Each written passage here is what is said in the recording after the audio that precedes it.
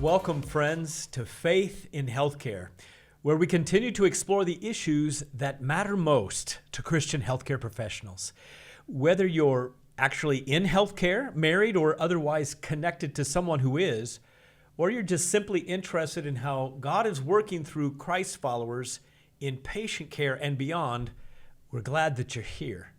In this episode, we're bringing you a special crossover program with CMDA's Voice of Advocacy podcast, hosted by my colleague and friend, Dr. Brick Lance. He's CMDA's Vice President of Advocacy and Bioethics. In this conversation, Brick's joined by Dr. Gary Ott, who's a renowned cardiac transplant surgeon at Oregon Health and Science University. They're going to walk us through some of healthcare's most profound and pressing questions, like how do we define death in the era of ventilators and ICUs? Or what's the ethical difference between brain death and donation after circulatory death, abbreviated DCD? Where do new technologies like portable perfusion, heart-in-a-box systems, and normothermic regional perfusion, or NRP, help patients, and where might they cross ethical lines? With decades of transplant experience and a deep Christian conviction about the image of God, Dr. Ott helps us think clearly about organ procurement, the pressures on OPOs and transplant teams, and the temptation toward utilitarian ends justify the means reasoning. He also lifts our eyes to the gospel image at the heart of transplantation. One life is given so that another may live, and the hope that we carry into end-of-life care. So let's dive in. In 1954, the first kidney transplant took place. It was actually after that hemodialysis was developed. And then 1967, the first heart transplant in South Africa. And our guest can talk about that a little bit. But it was in the 1960s that modern technology with ventilators and ICU technology created more ethical dilemmas, because it actually created more difficulty in actually defining death. In fact, 1968, the New England Journal of Medicine published the Harvard definition of brain death. And so we have a physician who is in the transplant world and can give us some information on that. So today, more than 100,000 people in the United States are on the National Transplant Waiting List. The Department of Health and Human Services just this year has stated we need reform for the transplant business, if you will. So we have probably 13 to 15, that's the estimate, people die each day that are on the wait list. The Organ Procurement and Transplant Network oversees it, and there's dozens of organ procurement organizations. Kind of a sidelight, when I was moonlighting in residency, I harvested. And it actually paid quite well, but you had to be on call with a pager. Mm-hmm. So just recently, the New York Times has published several articles this summer about our situation in America, in the United States, about transplantation. And they say they're trying to create, obviously, some public concern, because the Health Resources and Services Administration examined 351 cases, of which there was a good handful that may have started the process before they were actually dead, according to current criteria. So I want to introduce our guest today. This is Dr. Gary Ott, heart transplant doctor from OHSU, that's the Oregon Health Science University. And so he joined the heart transplant team in 1991, which was started a few years before that. So he has decades of experience. As far as his education, medical school, internship, residency, all at University Hospital and Thomas Jefferson Medical College. And then went on to his fellowship in Columbia, New York. He served on many transplant committees, and most importantly, Dr. Ott loves the Lord. Welcome, Gary.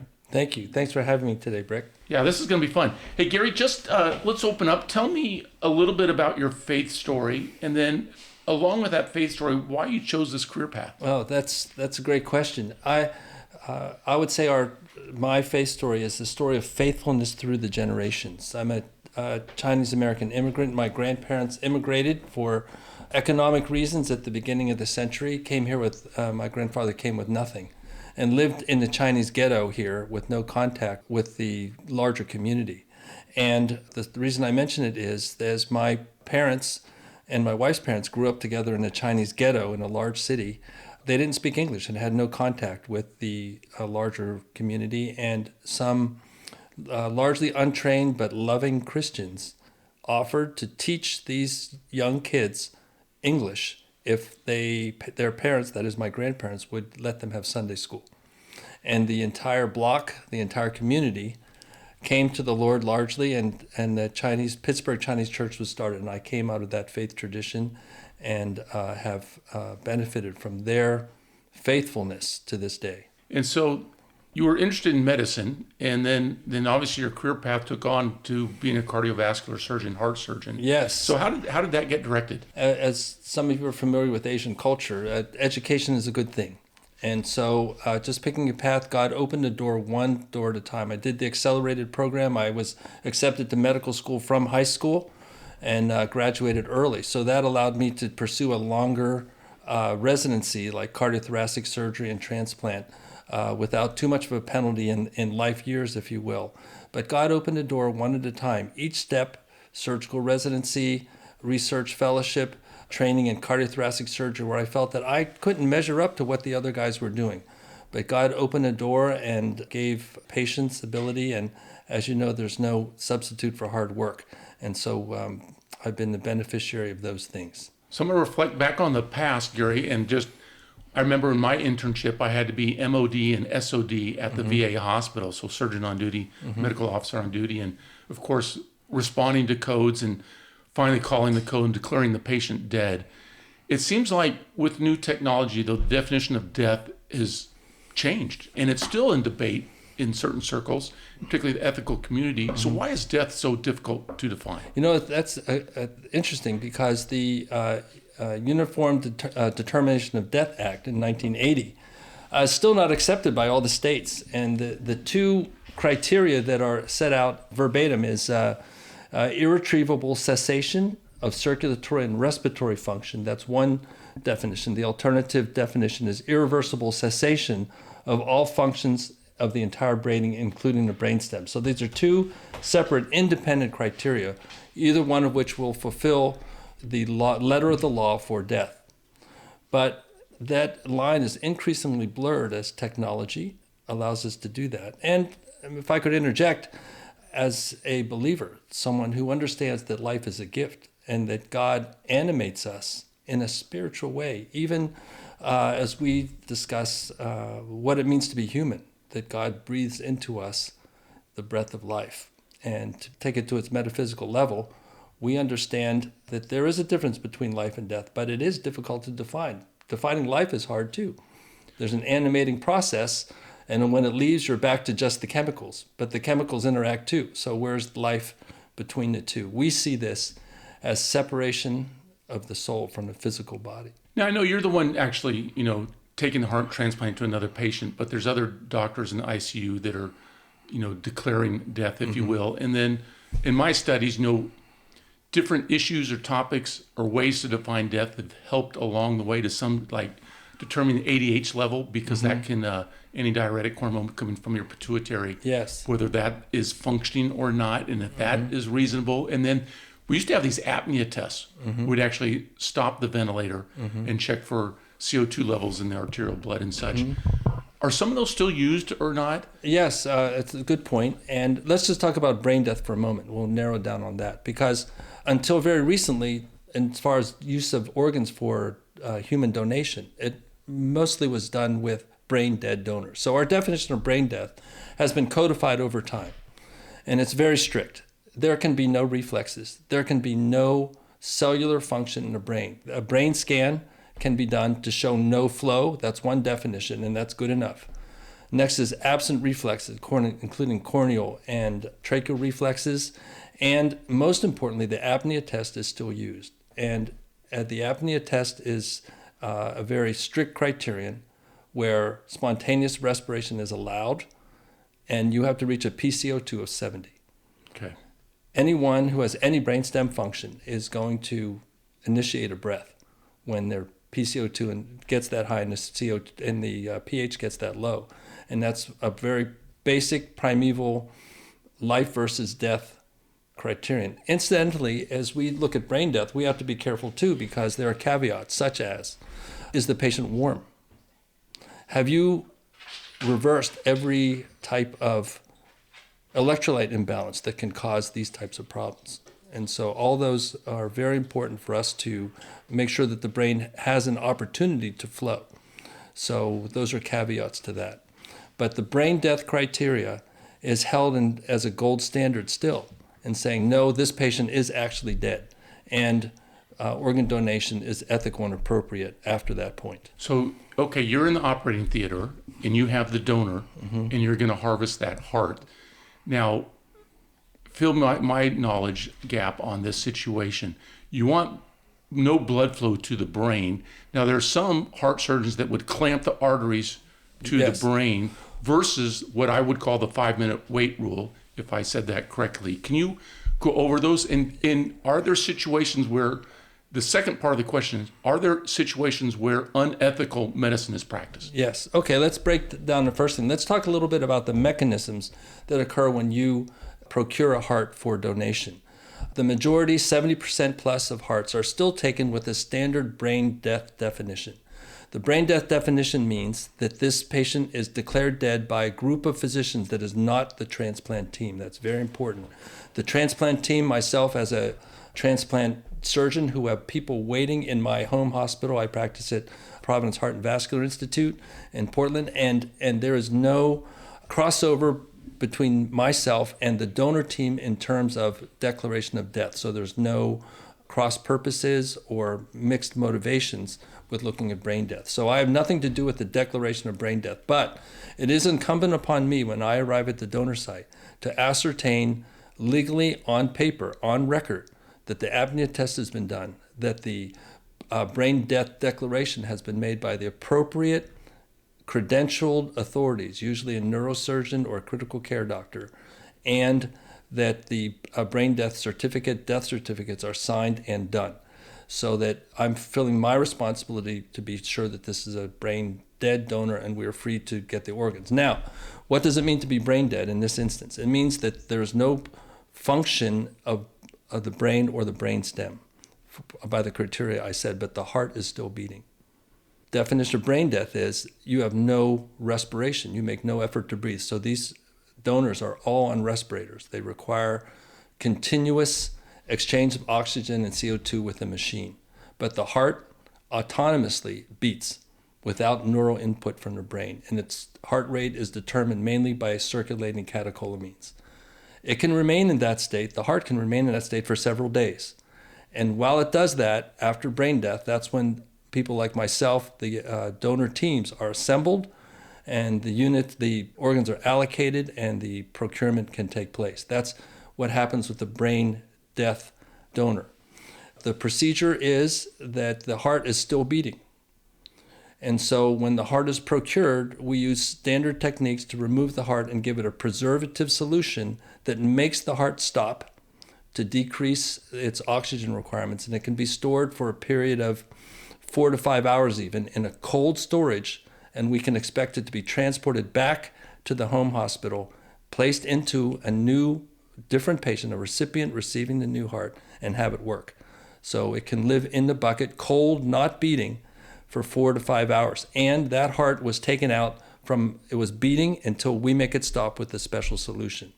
So that's the brain death donor. What you were bringing up a second ago, if I may, has to do with a different type of donor, which is called a DCD. It's called donation after cardiac death or circulatory death, donation after circulatory death, DCD. And that's being increasingly popular. When I was training, and when you were training, Brick, back in those days, there was no such thing, because this criteria for donation was not widely accepted. And secondly, by definition, the heart stops before donation. So we didn't want to take a heart that had already stopped, because it could be ischemic and have tissue damage, acidosis, and breakdown of metabolic functions that would render it not a good graft. But experimental evidence led to interest in expanding the donor pool to DCD donors. There are far more patients who die and are young age and could donate organs who don't die of brain death but die of circulatory death, which by definition is irreversible. And here's where the problem is, because with DCD, if I could, I'll just describe the DCD. Yeah, please do. Okay, so this is a completely different set of donors. They may have neurologic injury or other types of injury that make long-term survival or short-term survival unlikely. In fact, if you were to take them off the ventilator or breathing machine, it would be maybe a matter of hours before they would die, is our best guess. But they do not fit the criteria for brain death. They attempt spontaneous respiration. They may have reflexes. They may even move to certain stimuli, but they're so weak that they can't maintain their own respiration for a long period of time. And so they are placed into that gray zone, that twilight zone of patients that cannot survive for long, but are young, but also have healthy organs such as kidney, liver, pancreas, heart, lungs that can be used by someone else. So what do you do with these patients? They're entered into something called the DCD pool, the donation after circulatory death. And the definition of circulatory death that is used commonly, and it does vary from region to region and hospital to hospital. In general, it requires 5 minutes of documented cessation of circulatory activity. That will allow for some electrical activity on the EKG, but there can be no pulse or circulatory activity. And that is documented usually by an arterial line. So the way it works is this. The DCD candidate donor that has consent from the family or from the individual before they were ill is considered for DCD donation. And the patient is evaluated by UNOS, the United Network for Organ Sharing, which is the private organization which is contracted to the government to identify, allocate, and distribute organs throughout the country. You can only get a heart transplant or an organ transplant through UNOS. They are the official organization that allocates organs. So UNOS identifies this person, and I will come up on a list because I'll have a patient waiting who's the same blood type, heart, and weight, and appropriate for possibly use for transplant. And so I'll be notified. The DCD donor is given a time agreed to by the family, the hospital, the OR, and so forth. So all the teams arrive at the donor hospital. The donor is brought from the ICU to a waiting room or a recovery room or a separate OR from the procurement OR, and is taken off the ventilator. And let natural processes occur. But they're carefully monitored, not by any donor team, not by any team that wants the organs, but by the primary doctors that have been taking care of that patient. They will watch that patient in that room with the arterial line and invasive monitoring to determine the exact moment that circulatory function stops. And that can be quite variable, I would assume. It's very, very. It may never happen. 40, 50, 60% of the time, depending on the region of the country, the donor teams go home empty-handed because the person, the donor, doesn't stop breathing and the heart doesn't stop. After 90 minutes, we go home because we consider by then the patient will have been hypotensive for a long period of time, and those organs probably won't be good because of that low perfusion. But we usually give it an hour to 90 minutes. And so you're waiting for that moment when circulatory function stops, no more forward blood flow. That starts a stopwatch, 5-minute stopwatch. Nothing is done for 5 minutes. We watch. The teams are alerted. 5 minutes have started. At the end of 5 minutes, the patient is wheeled rapidly into the organ recovery room, the operating room where we're going to recover the organs. And it varies from region to region. I'm giving you what we do, or the generic case. There's a rapid prep, and then the abdomen and the chest are opened simultaneously very quickly by teams that are skilled at doing this.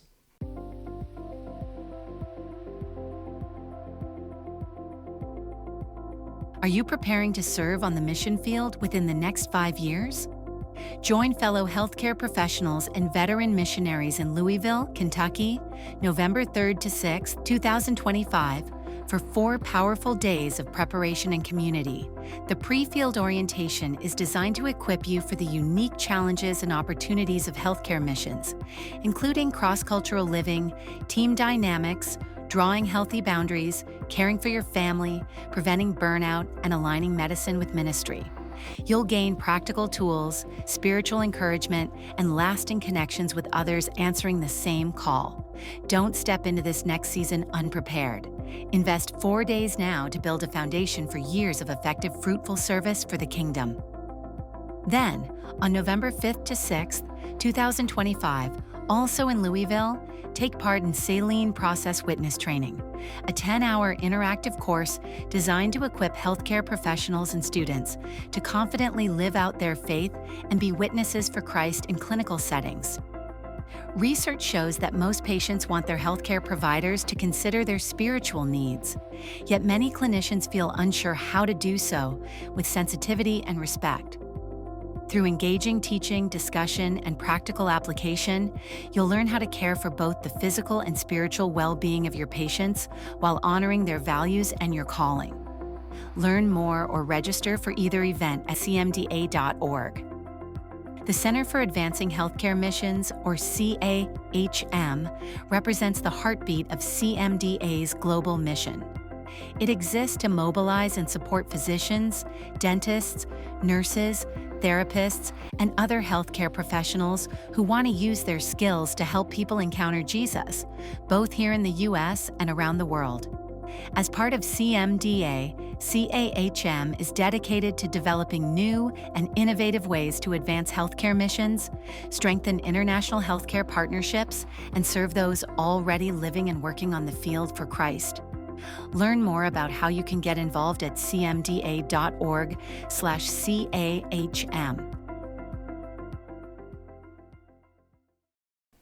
The first thing is done is the patient having previously been heparinized, is a cannula is placed in the right atrium, and 2 liters of blood is removed very quickly. It just takes a few seconds with a siphon, and we take blood out. The heart is not beating.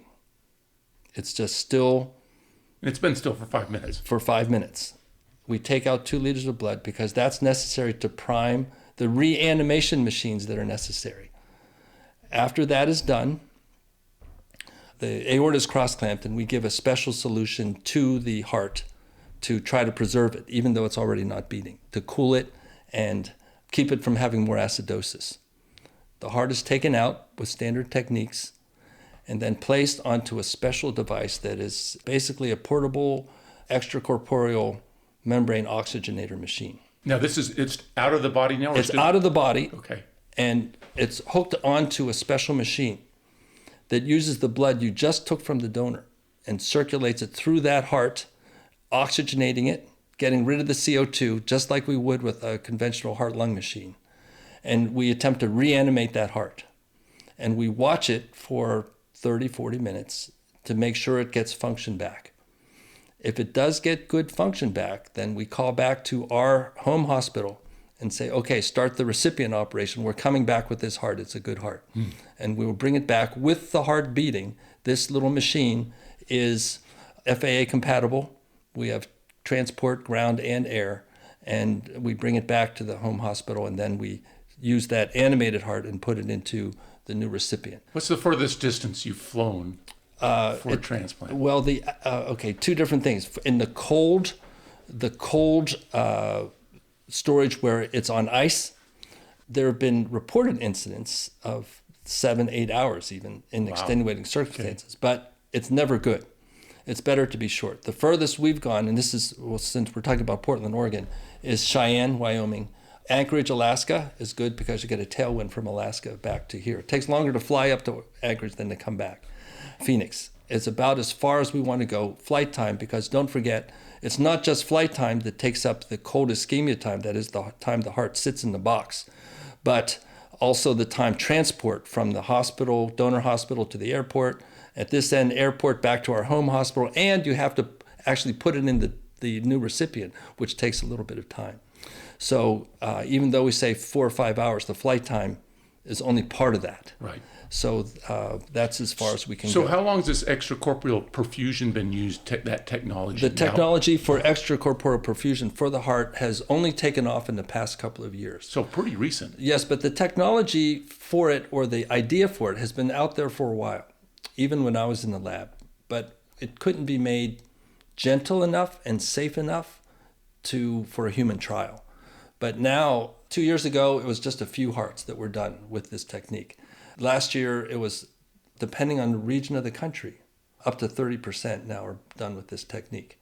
That is the DCD with the extracorporeal circulation in the transportable box. Interesting. So let me ask, because some of this technology is way over my brain space. So as an orthopedic surgeon asking the question, there's got to be some ethics involved in this whole process where unethical situations can arise or ethics can be broken. Yes. So what can go wrong here? Okay, I'll mention on a broad scale. We'll go back to UNOS. UNOS is the United Network for Organ Sharing. It reports to the HHS secretary. One of its charges is to get the maximum number of organs. UNOS has divided the country up into 11 separate geographic areas, region 1, 2, 3, 4, up through 11. I happen to be in region 6, which is Alaska, Washington, Oregon, Hawaii, part of Idaho, and eastern and western Montana. That's region 6. So region 6 has a lot of geographic area, but not that many people compared to the East Coast. So it's a big area. And the situation is that region 6 is divided up into different organizations that are self-contained called OPOs, Organ Procurement Organizations. They consist of the professionals who take the calls of potential donors and coordinate the flight times, coordinate the different allocations of the organ within their geographic region. They are under tremendous pressure by HHS and by the government to produce a certain number of organs per population. And I can tell you in the past 5 years, it's been ratcheted up. So now you've got these professionals who are doing what they want to do. They want to help people. Everyone wants to get more organs to help people. But if the pressure's on you to get more and more, there's naturally some pressure to cut corners. And I know the recent cases, I looked at them before Congress and things. This is another case where if you just will be compliant with the rules that are in place right now for brain death, you won't have those problems. Okay. So I don't think we need more rules concerning brain death, but you have to follow the ones we have. But the pressure is on, and here's where the DCD is a problem. You can see where there could be some subjectivity with the DCD. Yes. Sure. Because sometimes there's still electrical activity. And how little circulatory flow can there be? Maybe there's still some with the A line, but it gets flat enough that now they call it and you move ahead. And that's an issue. And it's coming to a sharp focus for heart transplant surgeons and programs with something called NRP, which is normothermic regional perfusion. And this is a subtype, it's a little complicated here, a subtype of DCD. The DCD I was describing to you has a donor who has stopped heart circulation, and we just take the organs out rapidly, basically, right, and assume that 5 minutes of non-circulation has produced an irreversible death. But if you look in the fine print of the definition of irreversible death in the Uniform Determination of Death Act, it says irreversible despite any medical therapies. Now, so there are some therapies that could be done. Yes, and here's what happens with every NRP case, which is more and more common now for abdominal organs. Let's pick up the scenario for DCD. So this is a subset of DCD patient donors, where the donor is taken to the waiting room, the heart stops, we wait our 5 minutes. What's different is this. We move those donors, and I personally don't participate in this, and our program doesn't, but I'll describe what happens. This donor, now 5 minutes without circulation, is moved into the OR. And very rapidly, instead of taking the organs out quickly, we put in tubes, cannulas, into the femoral artery and femoral vein and start them on extracorporeal circulation, warm oxygenated blood at flows that are physiologic. It takes 30 seconds to do this. Now, you've restored circulation. What happens? The heart starts beating, the liver starts metabolizing, the kidneys start making urine. Rick, you've been at many codes when you were a resident. Yes. And they've been in the bed for 5 minutes and no one's noticed. And then you start CPR and they come right back and they're fine. They wake up and say, why are you pressing on my chest, right? Right. Well, this is happening to someone who's been down for 5 minutes, witnessed, and now you're resuscitating them with a much more effective and powerful resuscitation than any CPR, because they're getting warm, oxygenated blood flow at physiologic levels in seconds after the 5 minutes. So what's the issue with that? What's the big deal with that? Well, now the heart's beating, and now you don't have to use that fancy device to Perfuse the heart to see if it works. Right. Because now it's working just like it would have if it was a brain dead donor. But here's the thing. For abdominal organs, which this technique's been used for a while, without much ethical concern, because when they use it, they put the cannulas in the femoral artery and femoral vein, and they clamp the aorta in the abdomen. There's no blood flow to the thoracic organs or the chest because the blood's flowing the opposite direction from below. The brain never sees blood again, and the patient who is dead legally stays dead. When you do NRP for the heart and thoracic organs, that is the lungs and heart, you perfuse the aortic arch backwards from the femoral vein. So, Brick, think about it. You've resuscitated many patients that have CPR for a while, more than 5 minutes, or been down for 5 minutes. And 5 minutes is not long to be down. I've done some over 30 minutes. Yes, or where you've just stopped and they've come back in 5 minutes. So what we're doing is we're taking those patients now, or donors, potential donors, and giving them blood. But now I'm taking their heart out. This is fascinating. Let me switch gears here. Let's go to the philosophical question, because what we hear in the media today, and for the lay physician like me, is we have a shortage of organs in this country. That has a lot of implication. That statement right there, that we have a shortage of organs. Right. So there's an impetus on doctors like you that we need more. Exactly. And just in the area of heart, for instance, there's about 3,500 heart transplants done last year in the U.S.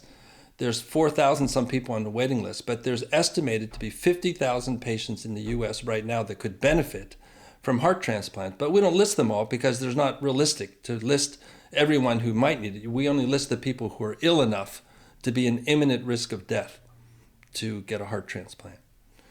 So there are deaths on the waiting list. And we know that there's a shortage because clearly the best quality of life that we can give to patients with this degree of heart failure is heart transplant. There's no machine yet, no artificial heart that can equal the quality of life you get with a biological heart transplant. So that's still the gold standard.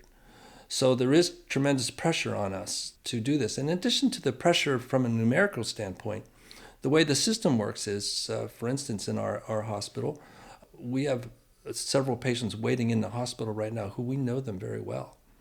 Maybe we've been taking care of them for years. We know their families. They are trusting us. They are counting on us to get that heart. And so if there's a marginal donor out there, we're going to look hard at it. And the motivation is to try and do our best. That's why I think for many of the cases that we see here, we say, well, there are breaches of ethics when these things occur. I think it's not because there's some evil being put forward by some clinicians, but rather you think, oh, this donor is going to be dead anyways, and I can help someone who clearly needs help. And you start making a calculus that's a little bit subjective. And that's where we can get into a bit of a problem. Yeah, it's going to create some ethical milieu out there that may not even be solvable. So I don't mean to put you in the spot of being a prophet, but let's go back 50 years ago, the ventilator, new technology, it created an ethical dilemma because it created a more difficult definition of death. Yes. What do you foresee in the future? Is there anything coming down road in the near future that's going to create more ethical Yes, dilemmas. and I think we're seeing that already, and that's the overall trend in our culture, to look beyond human life as a sacred thing and view it from a utilitarian standpoint. What are you able to do? Because somehow lives become less valuable when you don't walk, when you don't mentate the way you used to, when you aren't as interactive.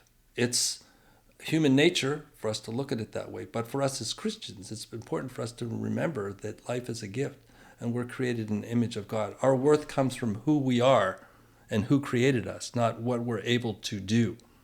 And so we see that already in our discussion, say in the ICU, about persisting in certain things. One rule of thumb that some of us find useful is that when we see ventilators, pacemakers, ECMO, that is the extracorporeal circulation, where we can simulate the work of the heart for a period of time, you have to ask yourself, am I prolonging the natural act of dying, or am I actually going to help them make a meaningful recovery? And that's subjective, I know that, but it can't be anything but. And so we're called upon to use our good judgment and our understanding of compassion and useful application of the technology. So I don't like to use these things to unnaturally prolong a death that is unavoidable in any case. Well, it's reassuring to know that there's Christian men like you that are in this world that hopefully can give guidance to the rest of the transplant world about how to do this ethically. Can I make one comment about the NRP before we leave Absolutely. it? And I know I didn't want to leave it for a professional who's heard what I just said. I didn't get to finish the last part, and that is, as we perfuse the brain with the DCD donors from the femoral artery and vein, we push the blood up backwards through the aorta up into the head. There is a provision for that. The people who are proponents of the NRP, the normothermic perfusion, say what you must immediately do when you open the patient is clamp the carotid blood vessels. So there's no blood flow to the brain. Yes, but the actual manner in which it's done is not as surgically precise as you think, because the time frame is so compressed. Secondarily, anyone who does vascular surgery knows the carotids are not the only blood supply to the brain. Vertebral arteries. Absolutely, and those are not affected by any clamping you can do in the neck. Interesting. So those brains are getting perfused with this, with a 5-minute downtime. And you're taking the heart out, organs out, without any other. More dilemmas. Yes, and More dilemmas. so some of us that you were asking about the different moral dilemmas. That for me has made me not want to have us participate in that particular thing right now until it's sorted out. This is a personal feeling. This is what I see so far. It's a minority position because the NRP is becoming more and more widely used, especially in big centers. And so it's something we have to keep our eye on. Well, there's a couple of hospitals now in academic centers that are doing genetic research about organoids, develop some kind of I don't even know how to describe it, quasoid humanoid with taking the genetic material and growing organs. Yes. Do you ever think that's going to come to fruition? Well, they're doing it already with organs that don't have discrete structure, mainly pancreas. If you can grow the appropriate cells from a stem cell background and implant them, say, in muscle tissue and just perfuse it, you can get endocrine function. And I think there's no problem with that. Those are autologous cells.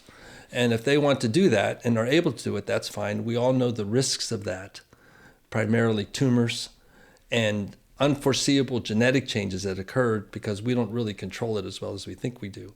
The place for, I think, believers, and I hope that many will agree with me, that the very best cells for this happen to be embryo cells. And I would object to that. Yeah. The use of fetal tissue. It turns out that fetal tissue is very useful for pluripotential cells. They grow great organs. They are more potent in our ability to get them to mature in what we want them to be. But I think from an ethical position, that's more difficult. Oh boy, that's going to open a can of worms. Mm-hmm. Hey, let's close with this, Gary. You're an outstanding surgeon, well respected. Tell me some of the greatest joys, or just a story, one of the greatest joys, and maybe one of the greatest trials in your career. Oh, that's a lot. But we, in my business, I have the great privilege of taking patients who are moribund and have them walk out of the hospital in the same hospital stay. And with every transplant that we get to do, someone has died to give someone life. And in that story, we see a picture of our Savior. And in our hospital, I take the opportunity to point this out to people who are willing to hear. And we've had patients come to the Lord around the time of their heart transplant because of the reality of the sacrifice given for them and the worth of life that only God can give. And that is why we do this. That's why I love to do this. That's awesome.